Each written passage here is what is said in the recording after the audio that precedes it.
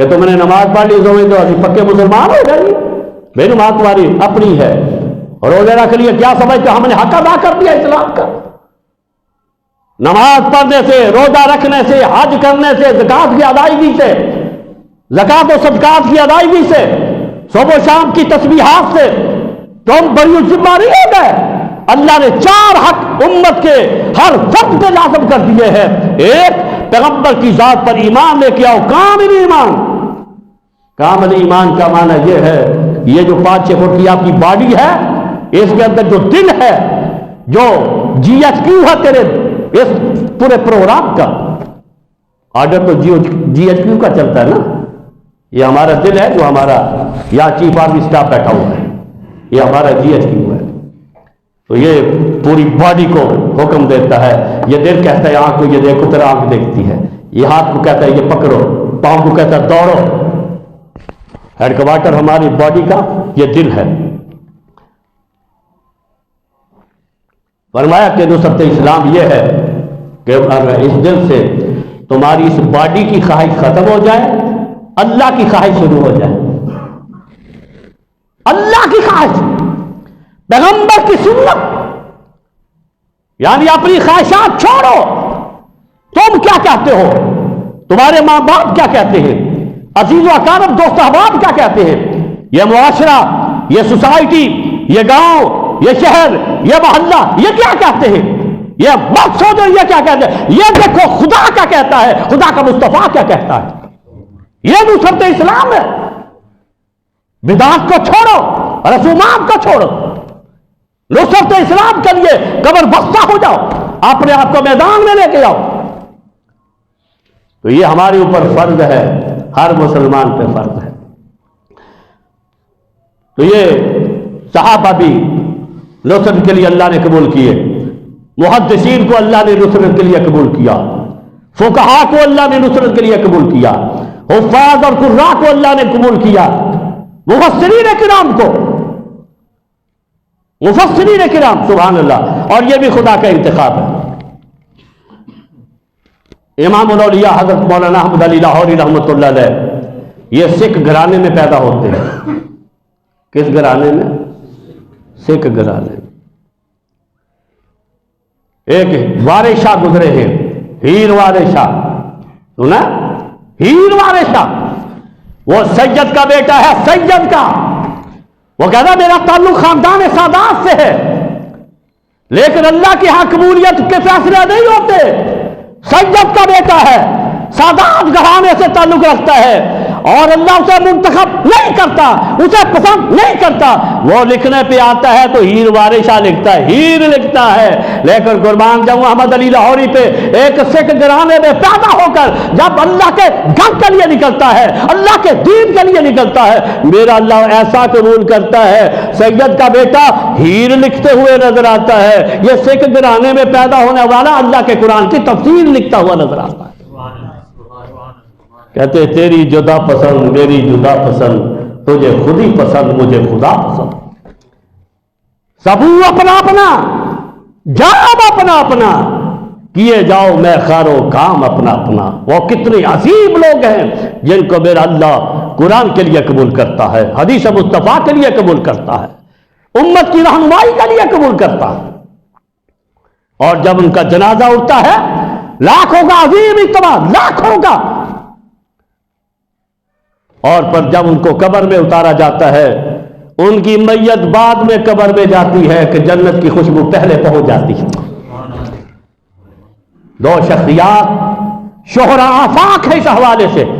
ایک امام بخاری رحمۃ اللہ علیہ، جب ان کو قبر میں اتارا جاتا ہے تو دنیا نے دیکھا اس مرد کلندر کا جنازہ، اس کی میت جب قبر میں اتاری جاتی ہے تو جنت کی خوشبو آگے بڑھ کر اس کا استقبال کرتی ہوئی نظر آتی ہے.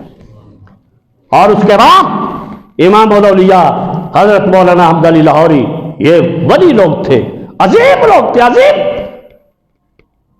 جنہوں نے اپنے آپ کو قرآن کے لیے، نصرت اسلام کے لیے قربان کیا، وقف کیا. تو یہ مبلغین یہ بھی خدا کا انتخاب ہے. یہ بھی اپنی سپیچ کے ذریعے، اپنی گفتگو کے ذریعے، اللہ کے دین کی نصرت کرتے ہیں. نصرت بڑے بڑے مبلغ پیدا, بڑے بڑے علامہ ابن جوزی بہت بڑا خطیب, امام غزالی بڑے بڑے خطیب, شیخ عبد القادر جیلانی رحمۃ اللہ علیہ بڑے زبردست خطیب تھے, بڑے زبردست, پیر بھی بڑا, خطیب بھی بڑا. اور پھر حضرت بلا ناغہ سے گفتگو فرمایا کرتے, بلا ناغہ ہے پورا بغداد جمع ہوتا تھا, پورا بغداد, اور حضرت ہر روز انہیں بات فرمایا کرتے تھے. اور پھر شیخ عبد القادر جیلانی رحمۃ اللہ علیہ پورے بغداد کو خطاب فرمایا کرتے تھے, علیک بتقوی اللہ, تقوی اختیار کرو, ولا تخف سوى اللہ, اللہ کے سوا کسی اور سے ڈرنے کی ضرورت نہیں. کوئی امریکہ نہیں, کوئی رشیا نہیں, کوئی نیٹو نہیں, کوئی عالم کفر نہیں. ولا تخف سوى اللہ ولا ترجو احدا سوى اللہ, اللہ کے سوا کسی اور سے کچھ ہونے کی توقع بھی نہ رکھنا.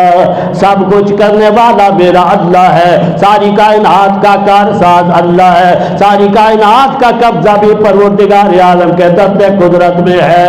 ولا ترجو احدا سوى اللہ, اور آگے ارشاد فرماتے ہیں وَوُكِّلَ الْحَوَائِجُ إِلَى اللَّهِ. اے بغداد والو, او بغداد والو, او میرے شاگردوں, او میرے مریدان, یہ بات اپنے دلوں میں بٹھا لو.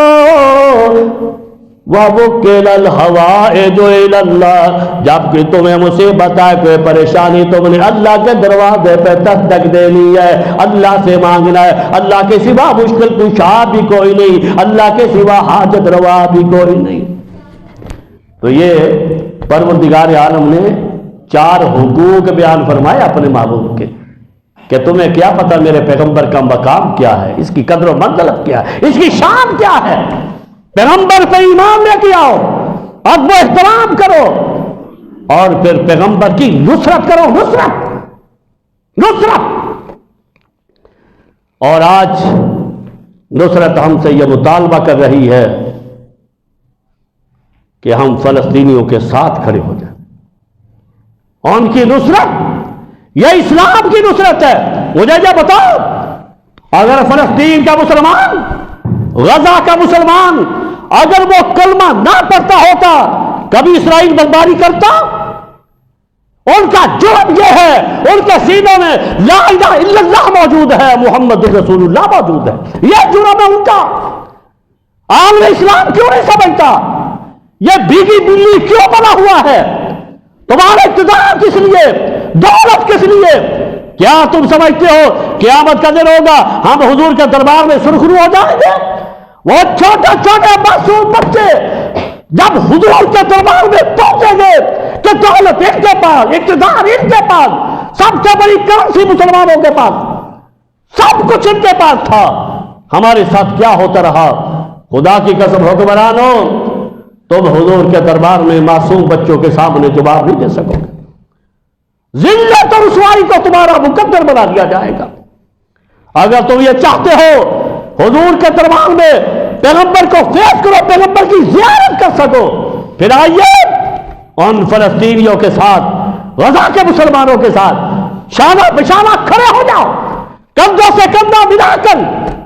مرنا ایک دفعہ ہے, جب مرنا ایک دفعہ ہے تو کیوں نہ میں اور آپ شہادت کی موت مرے, شہادت کی موت مریں گے, مرتے جائیں گے, جنت پہنچتے چلے جائیں گے. دعا فرمائے اللہ تعالی ہم سب کو نصرت اسلام, نصرت دین, نصرت پیغمبر سمجھنے کی توفیق عطا فرمائے.